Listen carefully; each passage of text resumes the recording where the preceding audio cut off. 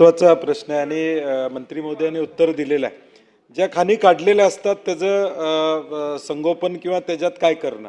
कोल्हापूरमध्ये कोल्हापूर महापालिकेने इथं इनर्ट मटेरियल टाकण्यासाठी परवानगी घेतली, MPCB कडनं वगैरे परवानगी घेतल्या, परंतु स्थानिक विरोध असल्यामुळे थोडं ते मागं पडलं. हा एक भाग. परंतु अशा पद्धतीने इनर्ट मटेरियल टाकून या खाणी भरून घेता येईल का, कारण की त्या विना वापर आहेत.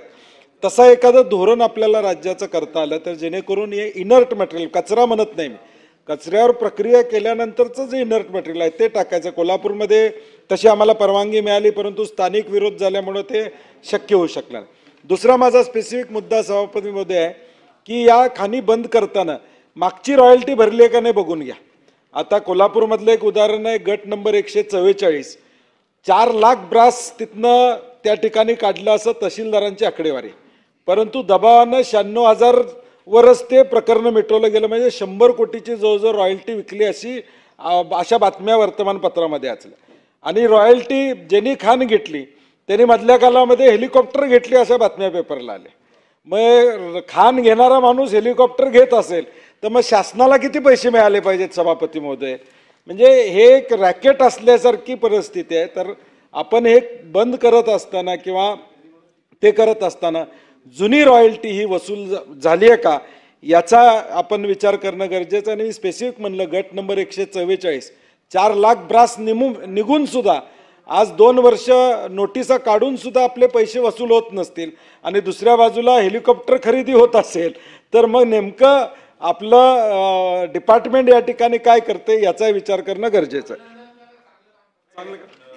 सतेज पाटीलजी, अभिनंदन पहिलं केलं. माननीय सभापती महोदय, सतेज पाटीलजींनी जो प्रश्न मांडला ना, कोल्हापूरच्या घनकचरा व्यवस्थापनाच्या माध्यमातून त्या ठिकाणी ज्या दगडखानी बुजवणे याकरता ऑलरेडी 12 जानेवारी 2018ला जिल्हाधिकाऱ्याला जबाबदारी फिक्स केली आहे आणि अधिसूचना काढून केली आहे. तर जिल्हाधिकाऱ्यांनी केवळ त्यामध्ये सॅग्रिगेशन करून, म्हणजे उद्या हा कचरा भरल्यानंतर कुठल्याही त्या ठिकाणी पोल्युशन होणार नाही किंवा सिपेजेस होणार नाही असा कचरा किंवा मलबा, म्हणजे याचा तर प्रायोरिटीने करायचा आहे. जिल्हाधिकाऱ्याचा हा प्रायोरिटीचा विषय असला पाहिजे, पहिल्या 5 प्रायोरिटीचा. त्यामुळं कोल्हापूरला हे सांगण्यात येईल की तातडीनं तुम्ही जो काही स्थानिक विरोध आहे तो विरोध तुम्ही संपवून ही एक दगडखान जी आहे ती लेवल केली पाहिजे. त्या ठिकाणी कुठले ॲक्सिडेंट होणार नाहीची काळजी, म्हणजे आता याचा आम्ही मॅन्डेटरीच करतो आहे.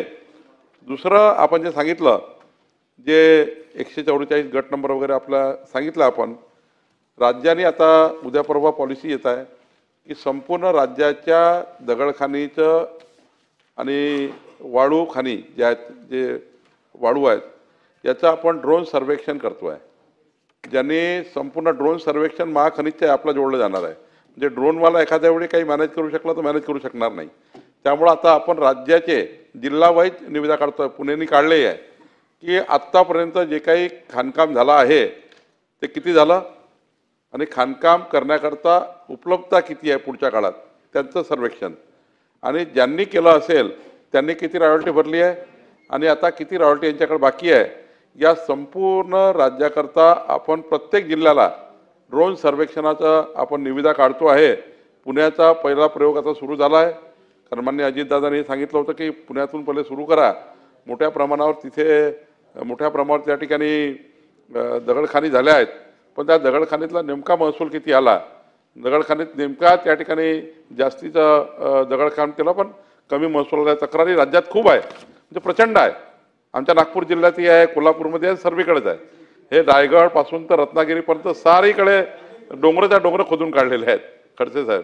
आणि त्यामुळं आपण आता याचं संपूर्ण मागच्या 10 वर्षात ड्रोन सर्वेक्षण करून त्या ठिकाणी संपूर्ण याचं सर्वेक्षण आणि त्यातली डुबलेली रॉयल्टी ही वसूल करू, आणि नसेल तर त्याच्या प्रॉपर्टीतनं वसूल करू ज्याने उत्पन्न ज्याने चुकीचं केलं असेल. पण हे जे मान्य कृपाल तुमाने साहेबांनी सांगितलं की खरं तर या खाणी आता घातक झालेल्या आहेत.